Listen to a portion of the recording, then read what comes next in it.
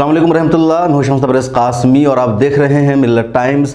आसाम में 800 घरों को वहाँ की हुकूमत ने तोड़ दिया है और अब वो लोग बेयारो मददगार अपनी ज़िंदगी जीने पर मजबूर हैं। उनके पास कोई सहारा नहीं है। जिन 800 घरों को तोड़ा गया है उनमें ज़्यादातर घर मुसलमानों के हैं, उसके अलावा कुछ घर हिंदुओं के भी है। लेकिन ये बात और अजीब आपको लगेगी कि 4 इबादत खानों को भी तोड़ दिया गया है, जिनमें 3 मस्जिद शामिल है और एक मंदिर को तोड़ा गया है। तो उसके बारे में वहाँ के चीफ मिनिस्टर ने कहा है कि हम दोबारा आलीशान मंदिर यहाँ बनाएंगे। क्या है पूरा मामला, क्यों तोड़ा गया है, आगे तफसील हम आपको बताने जा रहे हैं। लेकिन उससे पहले आपसे रिक्वेस्ट है कि नीचे डिस्क्रिप्शन में दिए गए लिंक पर क्लिक करके मिल्लत टाइम्स के ऐप को ज़रूर डाउनलोड कर ले। यूट्यूब और फेसबुक से हमारी बहुत सारी वीडियोस डिलीट हो जाती है, जिसमें हम आपको ऐसा ही सच बताते हैं जिससे मेन स्ट्रीम मीडिया में नहीं बताया जाता है और यूट्यूब के ज़रिए उसे डिलीट कर दिया जाता है। उससे बचने का तरीका यही है कि आप मिल्लत टाइम्स से हमारे ऐप के ज़रिए जुड़िए और हमारा ऐप आप डिस्क्रिप्शन में दिए गए लिंक पर क्लिक करके डाउनलोड कर सकते हैं। इसी वीडियो के नीचे डिस्क्रिप्शन में लिंक मौजूद है। अब बात करते हैं आसाम की। आसाम में ब्रह्मपुत्र नदी का जो एरिया है और वहाँ एक ज़िला है दरंग ज़िला। यहाँ तकरीबन ज़्यादातर आबादी मुसलमानों की है, लेकिन इसके बावजूद लगातार मुसलमानों पर यहाँ जुल्म हो रहा है और आसाम के चीफ मिनिस्टर ने यहाँ 800 घरों को तोड़वा दिया है, जिसमें ज़्यादातर यानी 98% घर मुसलमानों के हैं, कुछ दूसरे लोगों को भी घर है। और उन 800 जगहों को, मकानों को जिसे तोड़ा गया है उसमें 3 मस्जिदें भी शामिल है और एक मंदिर शामिल है। लेकिन मंदिर के बारे में असम के चीफ मिनिस्टर हेमंत बिस्वा ने ट्वीट करके कहा कि हमने वहाँ के लोगों को शिव मंदिर यानी धौलपुर में ये मंदिर है तो धौलपुर की शिव मंदिर की मैनेजमेंट कमेटी को हमने यकीन दहानी कराई है कि दोबारा से हम यहाँ मंदिर की तामीर करेंगे। गेस्ट हाउस इस मंदिर में बनाया जाएगा और इस मंदिर को चारों तरफ से घेर दिया जाएगा ताकि कोई नुकसान ना पहुँचे। लेकिन इसके अलावा 3 मस्जिदों को भी हेमंत बिस्वा ने तोड़वा दिया है और 800 घर तोड़े गए हैं।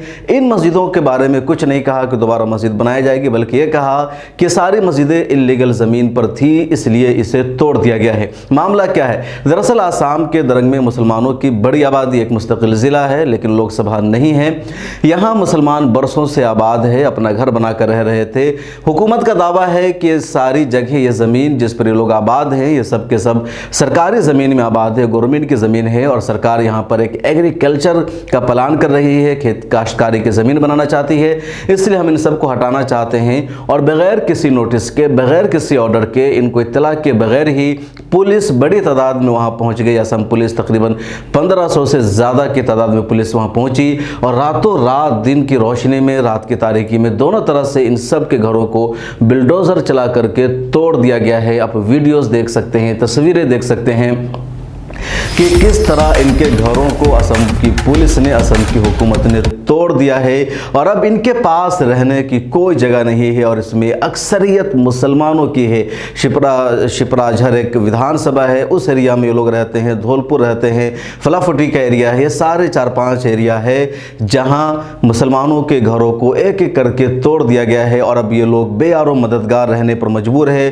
कुछ लोगों ने ब्रह्मपुत्र नदी के दूसरे इलाकों में जा कर के खीमा तन किया है, खीमा लगाया है और खीमा जन होकर वो अपनी ज़िंदगी गुजारने पर मजबूर हैं। कुछ लोग दरख्तों के साए में रहकर ज़िंदगी जीने पर मजबूर हैं, उनके पास कोई ऑप्शन नहीं है।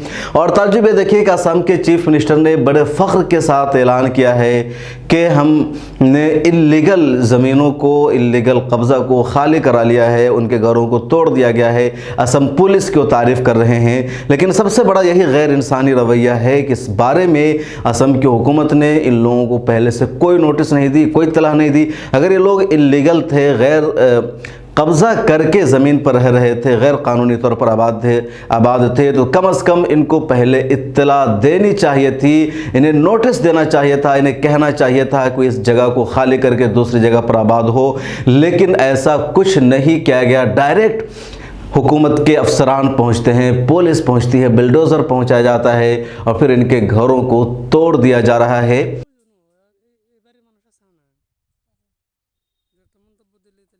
असम के बारपेटा के एमपी है अब्दुल खालिक, कांग्रेस के लीडर है। उन्होंने ट्वीट करके कहा है कि गुवाहाटी हाई कोर्ट ने यहाँ पर रोक लगा रखी है और पेंडेमिक के दौर में ही गुवाहाटी हाई कोर्ट ने कहा था कि जो पहले से फैसला है वो बरकरार रहेगा। यानी तोड़ने के फैसले पर गुवाहाटी हाई कोर्ट ने कोई ऑप्शन नहीं दिया था और कहा था कि जो पहले का फैसला है कि लोग वहाँ आबाद है वो आबाद रहेंगे, लेकिन फैसले के खिलाफ जाकर के इनको घरों को तोड़ा गया है। ये अब्दुल खालिक ने ट्वीट करके कहा है, उन्होंने लेटर भी लिखा है। तो ये असम की पूरी अपडेट है कि 800 घरों को असम की सरकार ने तोड़ दिया है और अब उनके पास रहने के लिए कोई जगह नहीं है। सियासी गलियारों में भी इस खबर पर खामोशी है, कहीं से कोई बयान सामने नहीं आ रहा है। हमारे नुमाइंदे शहजुर रहमान ने बताया कि इससे पहले भी कई जगहों पर मुस्लिम घरों को तोड़ा गया है और जानकर मुसलमानों को टारगेट किया जा रहा है और ये लोग पिछले 50 सालों से वहां आबाद थे, कोई आजकल की बात नहीं है।